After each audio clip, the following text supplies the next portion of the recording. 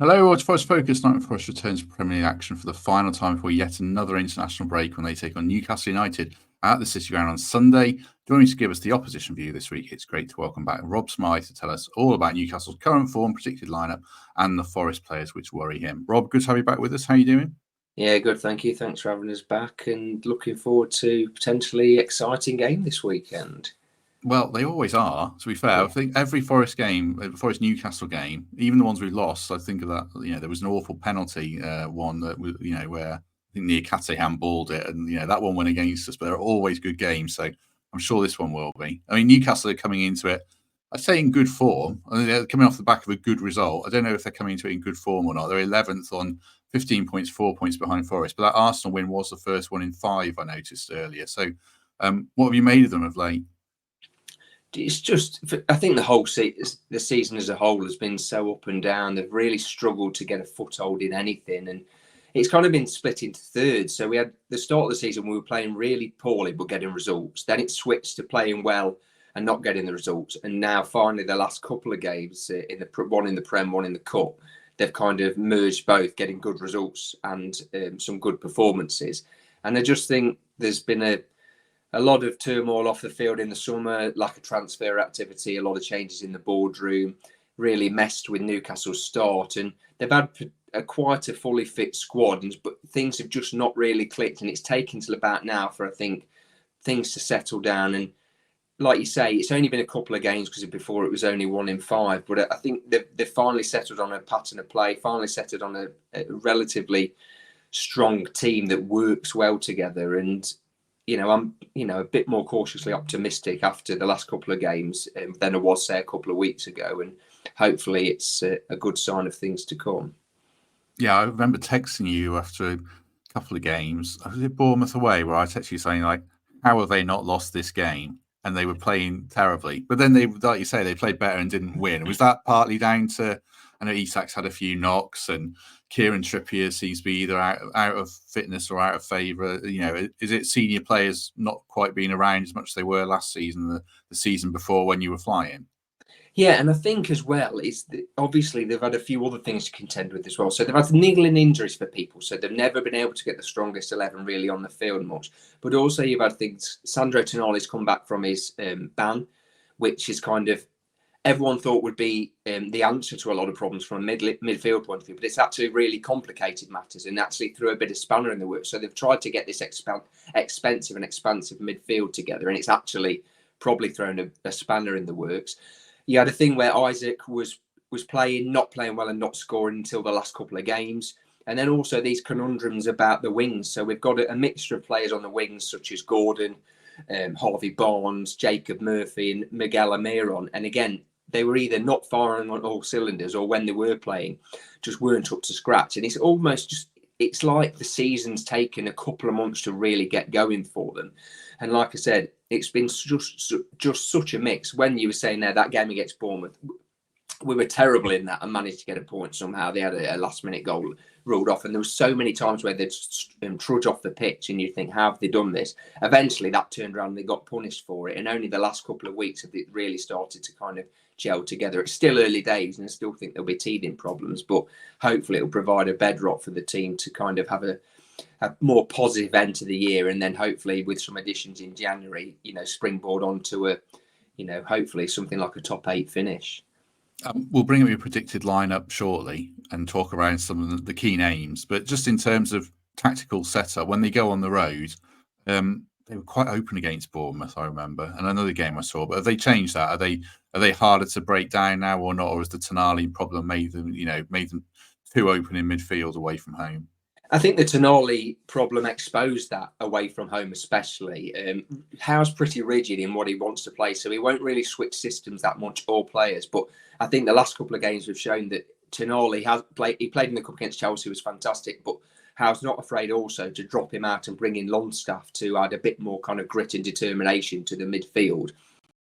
So the big problem we've had this season, and spanning all through last season as well, we've had a horrendous away record. St James's Park has become a fortress once again, but away from home, we really, really struggle. And many thought Howe would tweak the teams, but he's been pretty consistent and still plays, a flat back four.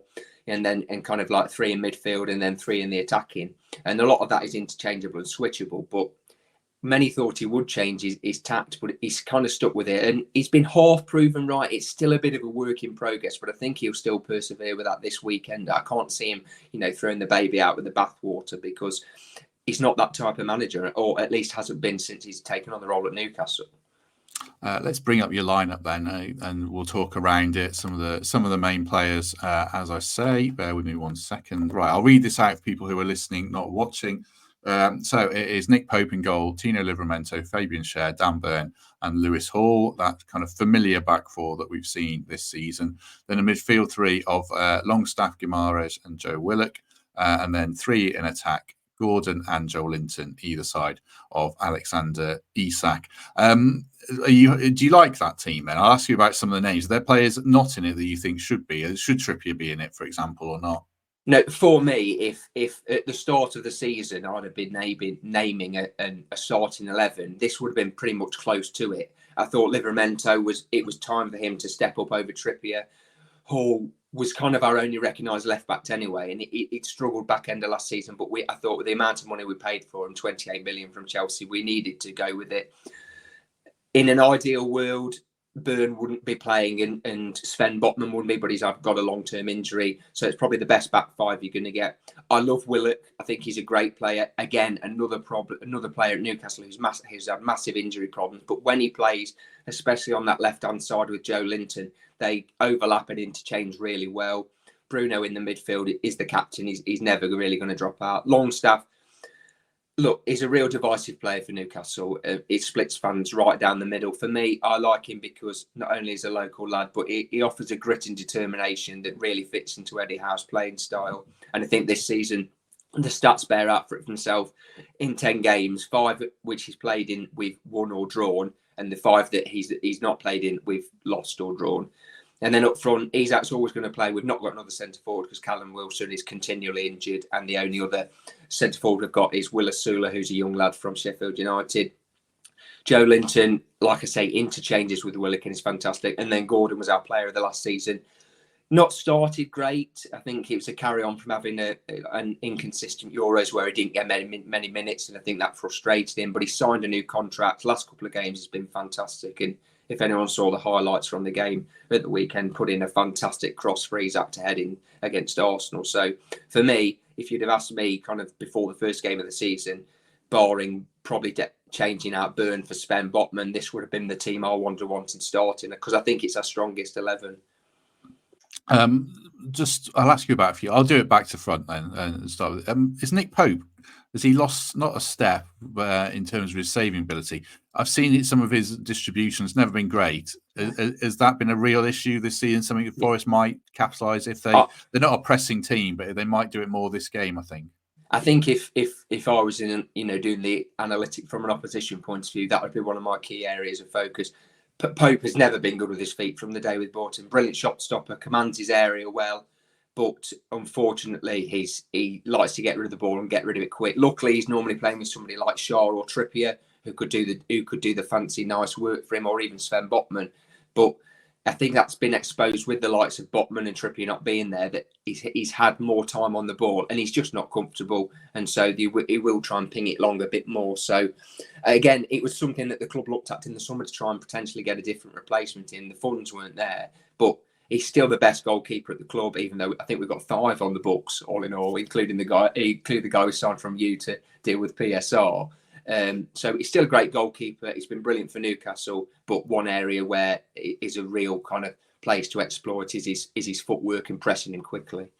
One other area where we had a lot of joy against you, I think in both games last year, was Ilanga v Burn. Burn was playing left back then. Is he slightly more protected now? Because Hall's a good athlete, isn't he? Has that mitigated some of his weakness in playing centre half now? Yeah, it's been a key. I think Burn's time as a left back has been exposed by so many players, including in the games against Forest. Excuse me.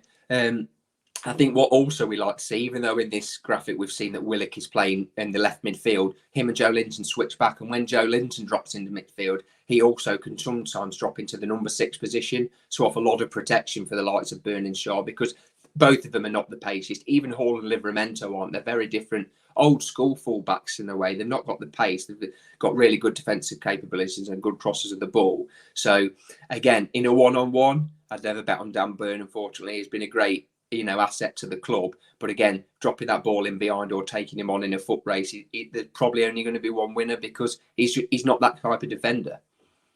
And finally, Gordon and Isak. And I'm not going to say they are they the attack, because you do have like Willock is a good player, and Guimaraes can create a goal out of nothing. He's a good footballer, but if you take those two out of the side, I know they've missed a few games. I mean, that takes you down a significant level, doesn't it? Is there a huge reliance on Isak and Gordon? Massive. I think you underestimate it, even the way we talk about it there. I think if you take them out of it, we drop from being a mid-table to top 5 team to a lower bottom half of the Premier League table. It's that important. We've got no other forward other than Isak. Gordon's been played through the middle a couple of times. He did it with the under-21s for England a few years ago in the tournament, which they won, and he was great. But in the Premier League, he's not suited to it. In terms of right wing, if Gordon doesn't play there, it's Jacob Murphy and Miguel Almiron. And I'm afraid Murphy's a squad player, and Almiron, despite a purple patch a couple of years ago, it's probably coming to an end of his time at the club. So if you take them two out of it, we do not have an attacking threat in my point of view.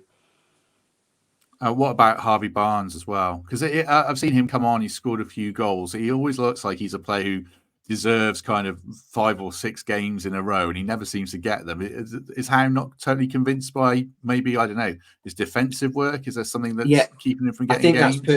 That's perfectly put. Up until I think recently he was our top scorer this season, and he can have them moments of magic. But I think the problem that hampers him in this team and under Eddie Howe is the fact is that apart from those moments, sometimes you don't get a lot. You don't get the extra bits. You don't get the off the ball. And when you've got the likes of a Willock, a Jacob Murphy, and a Miguel Almiron, who might not potentially have the end product, but will work their socks off for 90 minutes.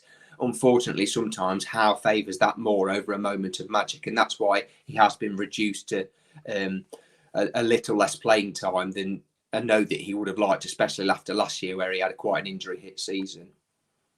Excellent. Right, we shall take a word for the Trent navigation. While Rob was talking there, I've just uploaded a video advert for the money gig straight after this game, so I will bring that up. It is free entry straight after the match, so hopefully people enjoy that. We shall see you in 13 seconds.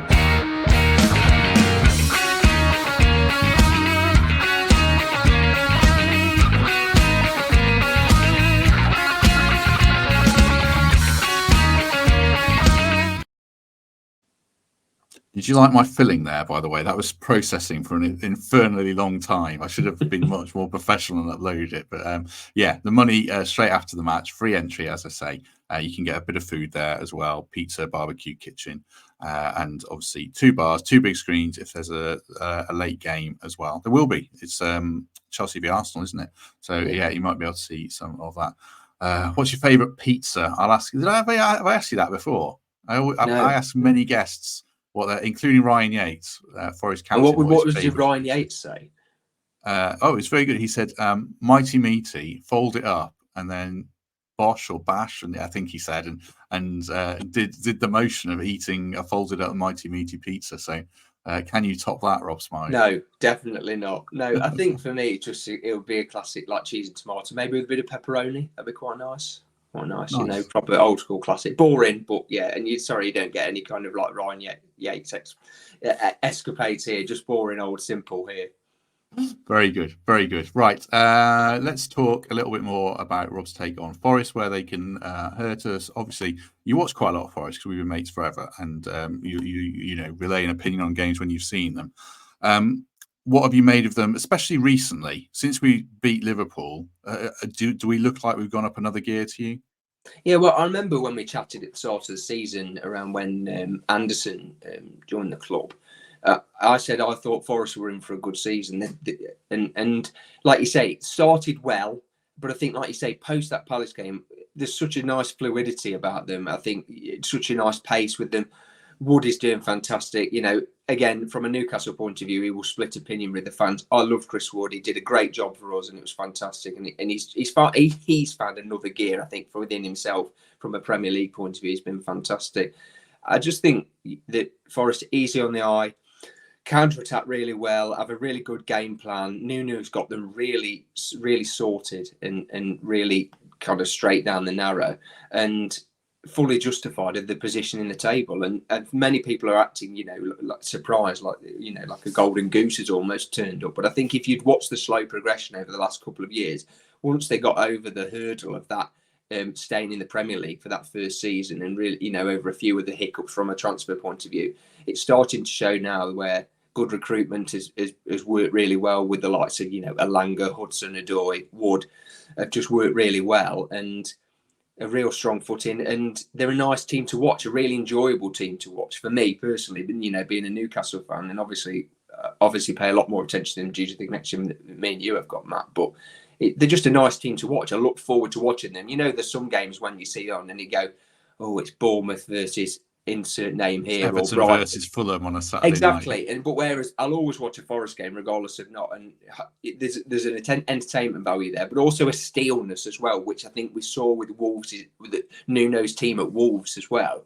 And I think he's helped improve the team, but it's also kind of shown as well to the footballing world what a good manager he was, and reminded some people after a few dodgy moves, including like when he went to Spurs, and I think he spent some time in Saudi Arabia. So all in all, well, I don't think you can complain really. Perhaps the only probably hiccup this season has been being knocked out the cup by us a few months ago, which is a shame, because I think Forest to me seem a bit like us in kind of really should have a really good kind of like a boost for a cup run, which is potentially what could come in the FA Cup with no Europe destructions. Well, until next year, maybe.